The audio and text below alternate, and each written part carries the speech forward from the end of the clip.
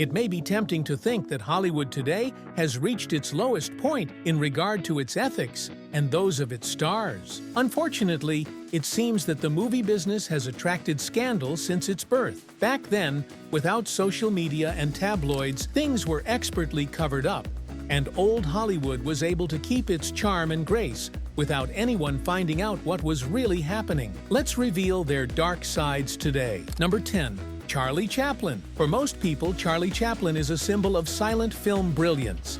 His bowler hat, wobbly cane, and iconic mustache are instantly recognizable. But while the world laughed at the tramp, there was another version of Chaplin behind the curtain, one that wasn't quite as charming. Away from the bright lights, he lived a much more complicated and controversial life, especially when it came to women. Chaplin himself once bragged that he had slept with over 2,000 women. In a later interview, when asked what kind of woman he preferred, he smirked and replied, "I'm not exactly in love with her, but she's entirely in love with me." That comment alone said a lot about his attitude. But the real concern wasn't just the number, it was who these women were. Charlie Chaplin had a troubling pattern. He was drawn to much younger women. At 29, he started dating 16-year-old Mildred Harris. He ended up marrying her in 1918 when she became pregnant. Their marriage didn't last long, but this pattern continued. A few years later, he noticed a young girl named Lita Grey when she was just 12 years old, working as an extra on one of his sets. As troubling as that sounds,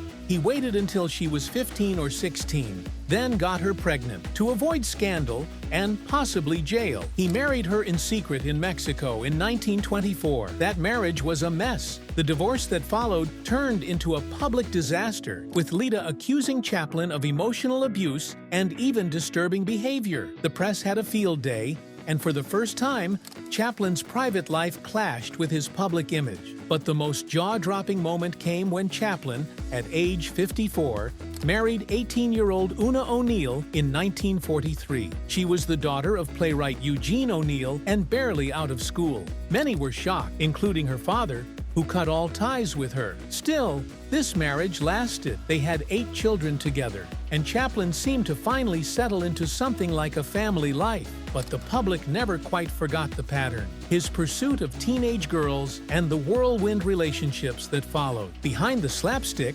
genius was a man whose romantic choices raised eyebrows, sparked court battles, and left behind a string of very young brides. It's a side of Chaplin most fans never hear about, but one that deserves to be told. Next up is a legend with a secret that shook Hollywood. Number 9. Tallulah Bankhead. At a time when Hollywood was ruled by rules, images, and polished personas, Tallulah Bankhead refused to fit the mold. With her deep voice, striking beauty, and wild personality, she was unlike any other star. Known not just for her acting talent, but also for her rebellious lifestyle, Bankhead's name became a symbol of fearless self-expression and controversy. Tallulah made headlines as much for her performances as she did for her off-screen choices. By the age of 30, she had already experienced the darker side of the Hollywood machine. In an industry that didn't tolerate scandal, especially pregnancy outside of marriage, many actresses were forced into silence. Bankhead, like others, underwent multiple hospital procedures, all arranged quietly by the studios. Women were checked into hospitals under fake names. Doctors kept things off the books,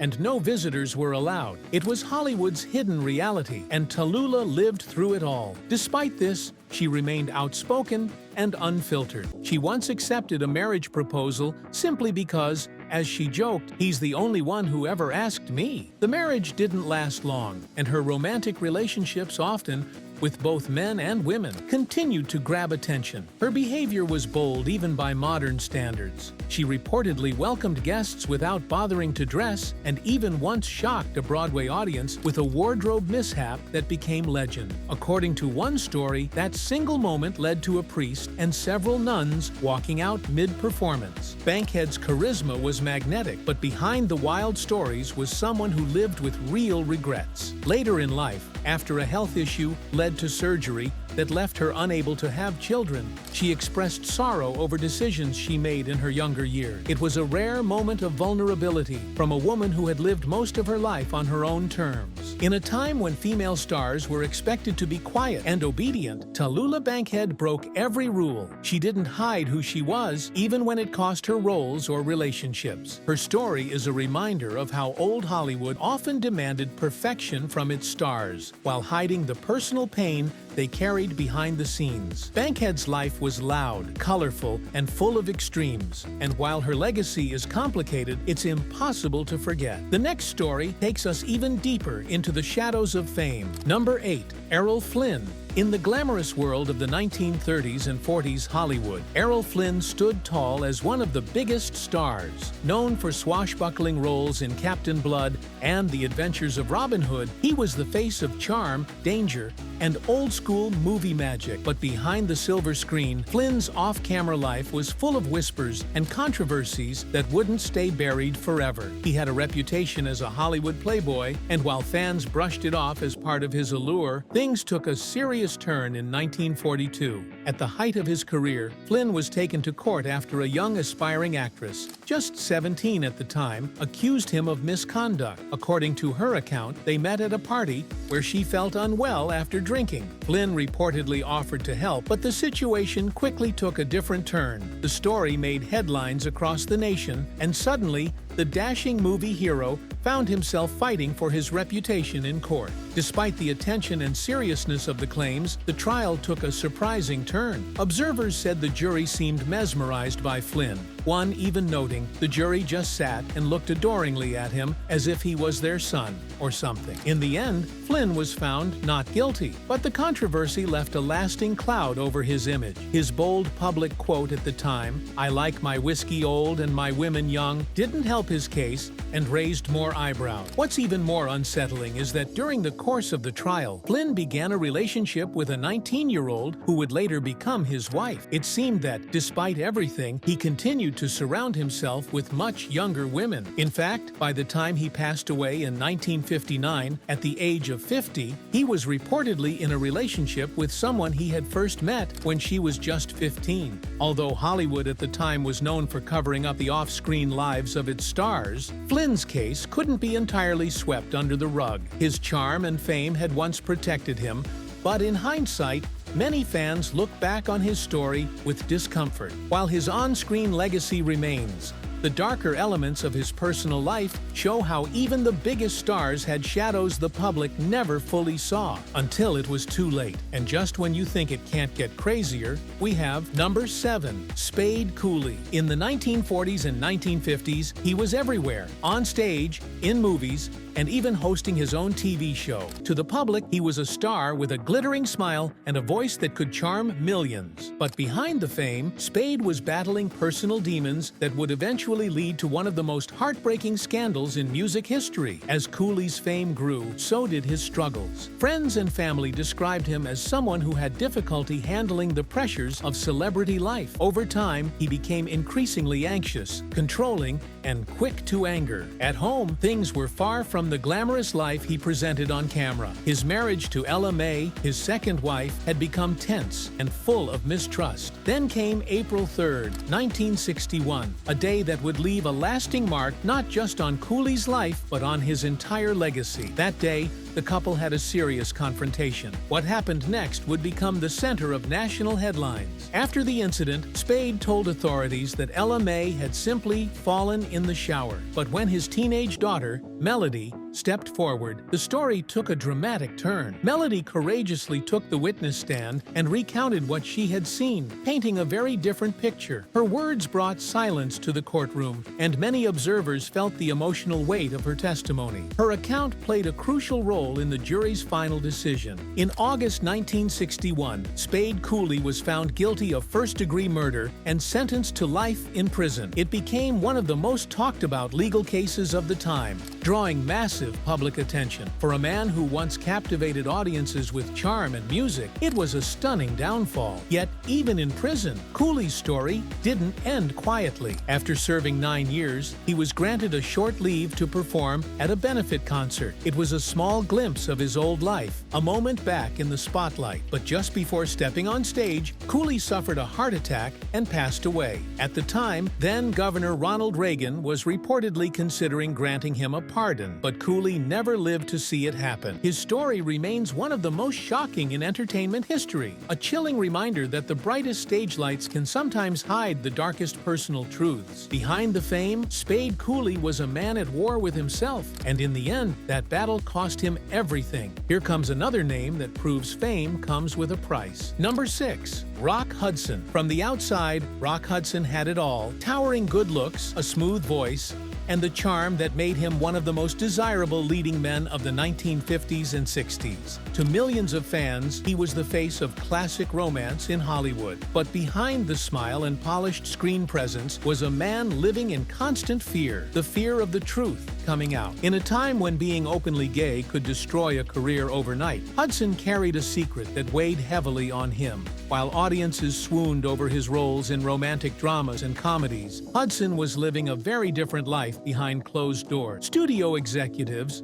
aware of the industry's rigid moral codes, worked hard to preserve his image. In 1955, under heavy pressure, Hudson married Phyllis Gates, his agent's secretary. It was widely seen as a lavender marriage, a strategic move to quiet down growing whispers about his personal life. The marriage didn't last long. Gates later claimed in interviews that she didn't know Hudson was gay when they married, but that their relationship grew distant quickly. Hudson, caught between personal truth and public expectation, continued to date women publicly, while privately keeping to a small circle of trusted friends. Over time, the burden of hiding his identity became a quiet battle he carried alone. In 1984, rumors of Hudson's failing health began to circulate. A year later, he shocked the world when he became the first major celebrity to publicly confirm he had been diagnosed with AIDS. The announcement shattered the Hollywood illusion and put a familiar face to a disease that, at the time,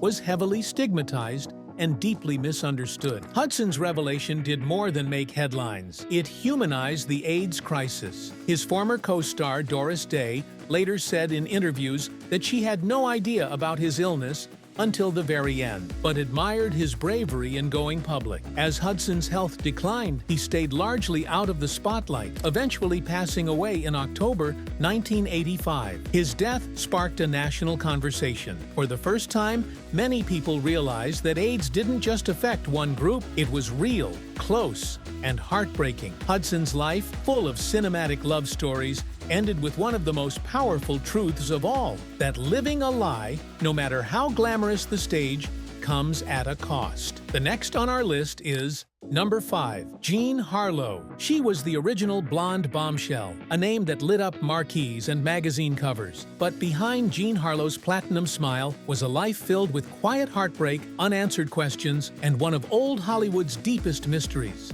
In 1932, the film industry was shocked when her husband, MGM producer Paul Byrne, was found dead in their home. His body was discovered in the bathroom, naked, with a single gunshot wound and a handwritten note by his side. It read, "Dearest dear, unfortunately, this is the only way to make good the frightful wrong I have done you. I love you, Paul. You understand that last night was only a comedy." The note only deepened the confusion. What had happened that night? What comedy was he referring to? Harlow was not home at the time. She claimed she was at her mother's house, and she never spoke publicly about his death. But what made this tragedy even more mysterious was Paul Byrne's past. Years before Harlow, he had been in a long-term relationship with a struggling actress named Dorothy Millette. Dorothy had battled serious health issues and was even declared unlikely to recover after slipping into a coma. But by a twist of fate, she eventually recovered, just as Byrne had moved on with Harlow. The night before his death, Byrne reportedly met with Dorothy Millette. He had sent Harlow away from the house. Within hours, he was found dead, and just days later, Dorothy's body was found in a river. Whether it was coincidence, heartbreak, or something darker, no one ever truly found out. MGM's fixers stepped in quickly, and the official story was ruled a suicide. But questions have lingered ever since. Jean Harlow's life didn't get any easier. mother. She had already married once at just 15, divorced young, and endured another tragic loss when her second husband died under suspicious circumstances. Rumors swirled, but she stayed silent. In later years, she tried to escape the spotlight and dreamt of something simple: marriage and motherhood. She fell deeply for actor William Powell, her co-star in Reckless. She wanted to marry him, settle down, and start a family. But Powell was cautious. He had just gone through a divorce and didn't want more public drama. When Harlow became pregnant, she quietly ended the pregnancy, believing Powell wouldn't accept a child and knowing the studio would never tolerate an unmarried star with a baby. She never told him. Jean Harlow died tragically young at just 26, but her legacy endures, not just in film, but in the haunting mystery and heartbreak behind the Hollywood glow. Our list continues to number 4, Marlene Dietrich. To the world, she was a seductive enigma, captivating audiences in The Blue Angel and dazzling Hollywood with her unconventional style. But behind closed doors, Marlene Dietrich lived by her own rules, especially when it came to love. Her affairs were many, some with men, some with women, and often overlapped. What's more surprising, her husband, Rudolf Sieber, not only knew, he accepted it. Their marriage was more like a lifelong arrangement than a romance. While he lived on a chicken farm in California, she traveled the world, collecting lovers like fine jewelry, Ernest Hemingway, John Wayne, even Edith Piaf, if rumors are to be believed. But if her love life shocked some, what her daughter later revealed painted an even more complicated portrait. Maria Riva, Dietrich's only child, would grow up in the shadows of her mother's fame and control. In her memoir, she wrote not about glamour or glitz, but about coldness and command. She described her mother as manipulative, a narcissist, someone who expected loyalty, silence, and near servitude. To Maria, she wasn't just a parent, she was a boss, one who demanded perfection and obedience, even from her own child. "I was her assistant more than her daughter," Maria once said. Dietrich was known to stage manage every part of her life, even into old age. She would take calls lying in bed, wearing full makeup and designer robes, curtains drawn, preserving the illusion of her mystique. For someone who lived so boldly, she was terrified of being seen as weak or aging. In her final years, she became a recluse in her Paris apartment, refusing visitors and shunning cameras. She died alone in 1992 at the age of 90. Her funeral was modest, but fans lined the streets in silent tribute. Because no matter how complicated she was, Marlene Dietrich had become something larger than life. A legend, but also a woman who paid a steep price for the image she created. Let's move from scandal to another shocking star secret. Number 3, George Raft. Before he ever stepped in front of a camera, George Raft was living the kind of life most actors only pretended to know. He wasn't just playing gangsters in Hollywood, he knew them, grew up with them, and sometimes worked for them. Raft was born in Hell's Kitchen, New York, a neighborhood where survival came before dreams, and street smarts were more valuable than school books. His best friend growing up, none other than Benjamin Bugsy Siegel. That name would go on to be infamous in American crime history, but to George, he was just the guy who taught him how to flip coins, the same trick Raft would later use in his breakout film, Scarface. Before the fame, Raft ran bootleg liquor during Prohibition, not in a movie, but in real life. He moved in the same circles as mobsters like Oni Madden, and later, even Al Capone had an indirect role in shaping one of his most iconic scenes. According to stories from the Scarface set, Capone himself showed the director how to properly fire a Tommy gun. That's how close Hollywood and the underworld got when George Raft was around. It wasn't just a persona. Casting directors didn't give Raft gangster roles by coincidence. They believed in the authenticity he brought because it was real. His walk, his voice, his demeanor all came from a life lived on the edge of crime and celebrity. But Raft's loyalty to his old friends would become a double-edged sword. While other actors were playing the game, keeping a safe distance from scandal, Raft didn't hide his friendships. He was known to dine with mob bosses, shake hands with known criminals, and defend men that others feared to speak about. This made him both a legend and a liability. Hollywood loved his tough guy image on screen, but off-screen, the industry didn't know whether to admire him or be afraid of him. And in time, that uncertainty cost him roles. He famously turned down parts that could have made him even bigger than he was. Roles in Casablanca and The Maltese Falcon, for example, which later went to Humphrey Bogart. Raft didn't want to play characters who lost or who looked weak. He was too close to that world to fake it. George Raft became one of Hollywood's most unforgettable tough guys, not because of how he acted, but because of how he lived. His life was a script written in the shadows where the mob met the movies, and the lines between fiction and truth were always blurred. Let's move to number 2. Alfred Hitchcock. The man who redefined suspense and became one of Hollywood's most celebrated directors, Alfred Hitchcock was also known for something else behind the scenes. A dark obsession that would forever change the life of rising star Tippi Hedren. In 1963, Hitchcock was riding high after the massive success of Psycho. Eager to follow it up with something bigger, he handpicked an unknown actress for his next film, The Birds. That actress was Tippi Hedren. With her elegance and striking presence, she was destined to become a star. But Hitchcock didn't just see talent, he saw someone he could control. Under an exclusive contract, Hedren was placed entirely under his authority. Hitchcock made sure she couldn't speak to others on set, and even told her that the cast disliked her. She later revealed how isolating and emotionally exhausting it all became. But the true breaking point came during the filming of The Birds. A terrifying scene showed Hedren trapped in a bedroom as birds attacked her.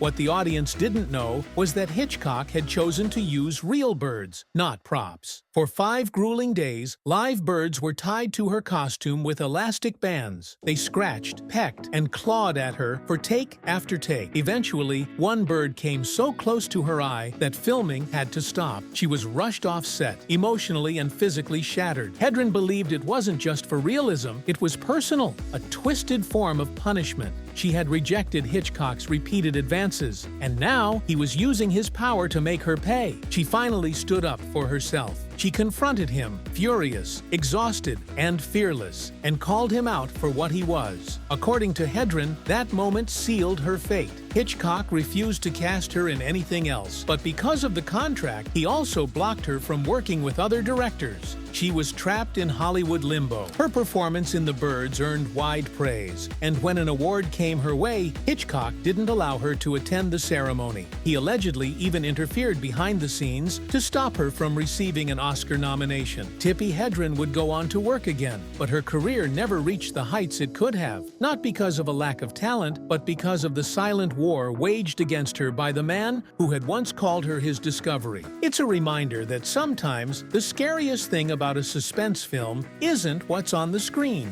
It's what happens when the camera stops rolling. The last surprising big name on our list is number 1, Gloria Grahame. Gloria Grahame had the looks of a silver screen siren and the talent to back it up. An Oscar winner, a noir goddess, and a musical darling. But behind the glamour, her personal life became a scandal that Hollywood couldn't forgive. After divorcing her first husband, Grahame quickly married director Nicholas Ray. Their relationship was rocky from the start, beginning as an affair and punctuated by her pregnancy. Seen then as a necessary step to dodge the taboo of having a child out of wedlock. But the biggest scandal was yet to come. According to long-circulating rumors, Nicholas Ray once came home early and caught her in bed with his 13-year-old son, Anthony, her stepson. Though Ray never publicly confirmed it, the whispers never stopped. Grahame denied everything, but what followed made denial harder. Years later, after another failed marriage, she shocked the public by marrying Anthony Ray. Yes, the same stepson she was rumored to have once seduced. He was 26. She was 37. Their marriage in 1960 was kept a secret for 2 years. When the public found out, it wasn't just the age gap that raised eyebrows, it was the unsettling history behind it. At the same time, Anthony's father, Nicholas Ray, was fighting for custody of the child he and Grahame had together. The revelation crushed Grahame's reputation. She went from Hollywood royalty to tabloid fodder, and despite continuing to act, the offers slowed, then stopped.